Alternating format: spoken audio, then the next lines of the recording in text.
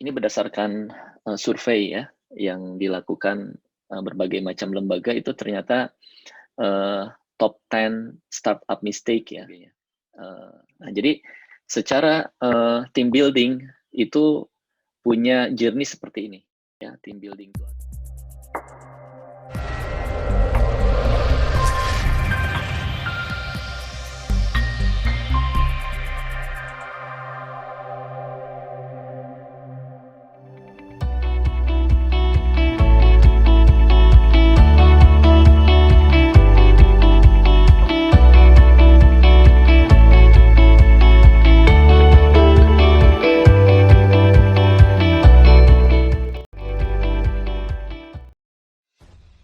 Kita akan membahas tentang team forming di pekan ini, dan ini menjadi salah satu topik yang cukup mendasar ketika kita akan membangun sebuah organisasi yang berorientasi pada inovasi ya, dan mengimplementasikan agile values maupun approach. Jadi ini berdasarkan survei ya, yang dilakukan berbagai macam lembaga itu ternyata top 10 startup mistake ya.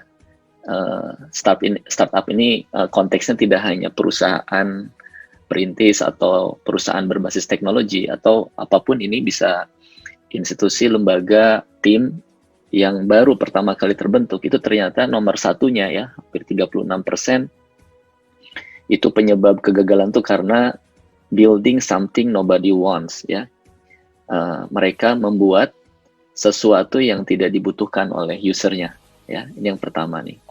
Jadi penyebab pertama itu memang masalah value proposition dari produk ya, dari produk yang kita buat ini tidak berorientasi atau tidak menjadi solusi bagi masalah. Nah yang kedua, penyebab kedua itu adalah hiring poorly. Jadi tim yang direkrut itu menghasilkan komposisi tim yang tidak ideal ya, dan ini berkontribusi 18%. Ya, jadi masalah people, masalah tim, masalah SDM ya. Nah, yang ketiga adalah lack of focus ya. Jadi ketika misalkan produknya sudah secara konsep bagus, dia memberikan solusi atas pain points, masalah yang dihadapi oleh users, oleh pasar, kemudian timnya juga sudah terbentuk, ternyata tidak fokus ya. Jadi terlalu banyak agenda-agenda yang tidak berorientasi pada key objektif ya, maupun goals yang ingin dicapai oleh tim ini 13% ya. Dan yang ini yang keempat, kita bahas yang top 4 aja. Top 4 ya, ini hampir kurang lebih di atas 80%. Ini masalah fail to execute sales and marketing. Jadi ini aktivitas to go to market strateginya. Nah, yang akan kita bahas di sesi ini adalah sebetulnya yang poin kedua ya. Ini terkait dengan masalah SDM. Setelah kita memiliki produk yang relatively secara konsep yang dibuat melalui proses desain sprint, design thinking dan desain sprint itu sudah jelas gitu ya, new journey yang kita buat, yang kita tawarkan ke user itu menjadi solusi. Nah, tinggal yang kedua nih, masalah SDM ya. Jadi ini ada fakta lain ya, hasil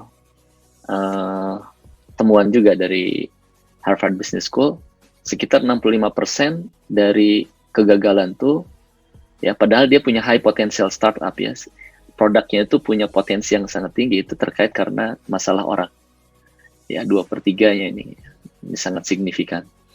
Nah, karena itu kita penting untuk mengetahui bagaimana sebetulnya mengelola tim, membentuknya, membangun engagement, membagi tugas dan sebagainya. Nah, jadi secara team building itu punya journey seperti ini ya. Team building itu akan melewati 4 fase.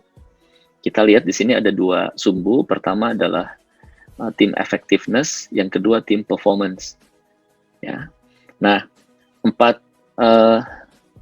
titik ini akan bahkan mungkin akan dan biasanya dilewati oleh setiap organisasi. Mulai dari organisasi yang paling kecil ya, yang komposisinya misalkan hanya 2 orang atau 3 orang, yang sering kita kenal dengan squad, maupun organisasi yang lebih kompleks, jumlahnya banyak, kemudian memiliki fungsi yang beragam dan unit pekerjaan yang banyak. Yang pertama itu adalah team forming. Nah, karena setiap organisasi tentu akan melewati fase pembentukan terlebih dahulu ya. Jadi forming, kemudian setelah forming itu dia akan efektivitasnya akan turun ke storming dulu ya. Jadi fase storming ini adalah fase alignment. Jadi adaptasi dari berbagai macam latar belakang tim yang dibentuk.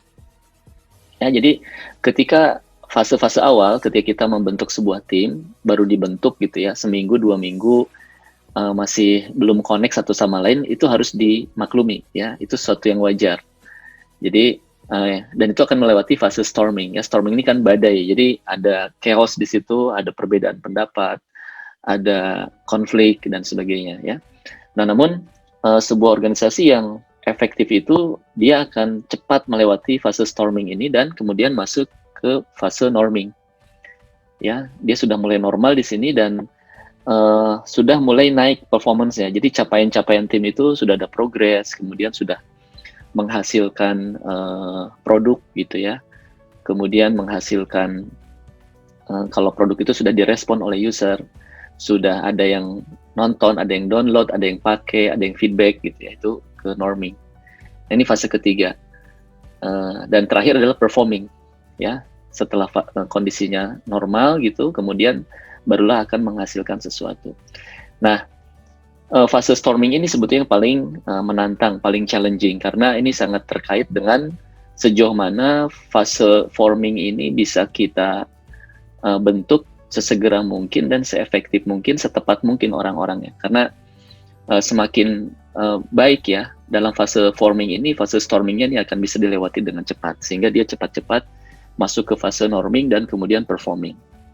Nah, karena itu yang akan kita bahas di dalam sesi ini spesifik tentang fase forming ya, team forming. Nah, kalau produk itu ada MPV ya, minimum viable product, tim pun sama, ada minimum viable team. Jadi kalau kita mau membentuk sebuah tim atas sebuah project ya, sebuah inovasi, itu minimum ada viable timnya ya. Kebutuhan minimum sebuah tim itu dipenuhi gitu ya, sehingga bisa fungsi-fungsi yang dibutuhkan untuk membuat sebuah produk inovasi, menjalankannya itu ada. Disebut dengan MVT ya, minimum viable team. Nah, itu apa? Umumnya disederhanakan dalam 3 fungsi ini ya. 3 fungsi ini yaitu yang pertama adalah hacker, kemudian yang kedua hipster, yang ketiga hustler. Ya, kita akan bahas secara lebih detail. Jadi kalau kita lihat di sini ya, the 3H is the ideal members of the foundation team. Jadi sebuah produk itu pasti ada founding team ya, tim yang menemukan, yang membuat fondasi awal sebuah produk itu ada gitu. Tentu setelah produk itu makin besar, makin kompleks, akan makin banyak orang terlibat gitu ya. Nah, namun ketika kita akan membuat sebuah produk itu minimum foundation timnya atau founding timnya, makanya disebut orang yang menjadi pencetus awal ya, orang-orang yang mencetus awal sebuah produk disebut co-founder ya, co-founder. Nah, itu ada 3 ya, ada 3 walaupun 2 fungsi itu bisa diambil oleh 1 orang, tapi jarang sekali 3 fungsi ini diambil alih oleh 1 orang, artinya dia hanya 1 orang ngerjain gitu ya. Itu namanya bukan tim, itu personal gitu ya. Walaupun banyak inovasi-inovasi teknologi ataupun apapun itu memang berawal dari 1 orang, tapi biasanya si founder itu akan mencari co-founder ya, yang memiliki profiling berbeda dengan dirinya. Nah, ini yang penting ya.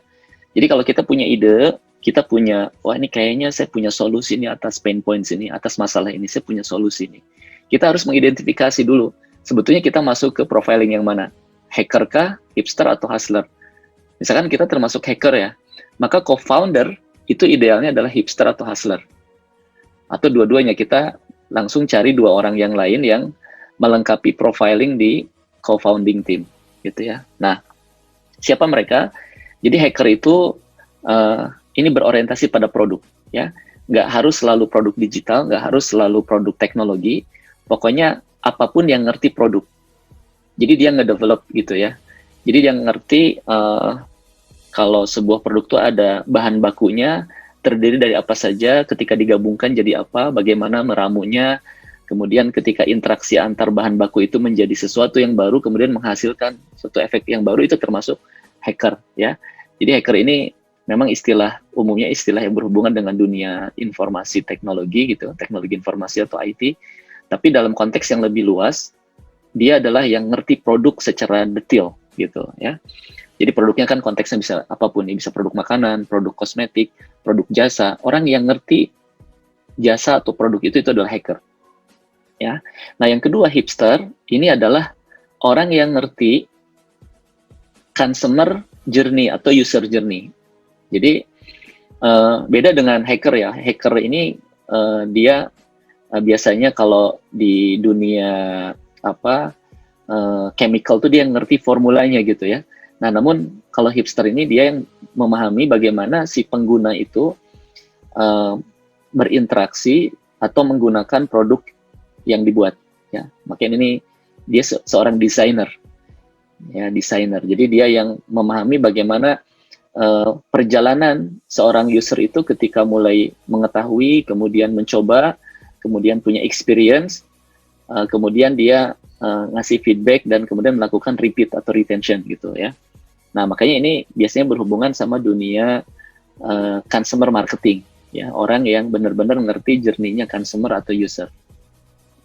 Nah, profil yang ketiga, idealnya sebuah tim itu dibentuk adalah hustler namanya. Dia adalah seorang businessman. Jadi dia aspek komersialnya ya, dia yang menghubungkan antara apa yang dibuat oleh hacker, kemudian story-nya dibikin oleh hipster, sehingga itu connect ke usernya atau ke konsumernya. Nah, yang menjualnya itu adalah hustler. Maka ini yang biasanya berhubungan dengan sales, marketing, ya, network, dan lain sebagainya. Dia yang tukang jualan lah, ya.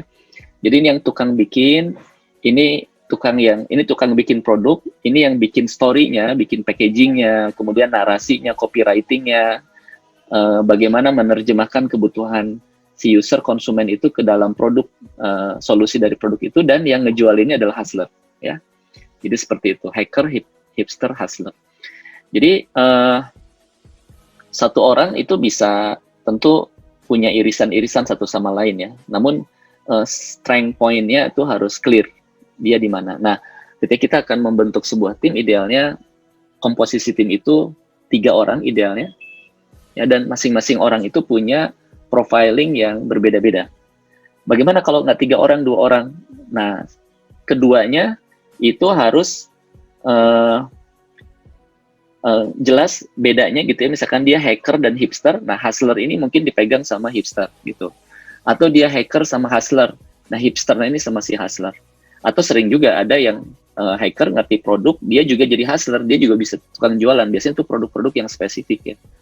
Produk teknologi, produk chemical gitu ya, yang membutuhkan pengetahuan teknis yang lebih detail, itu biasanya hacker dengan hustler ya.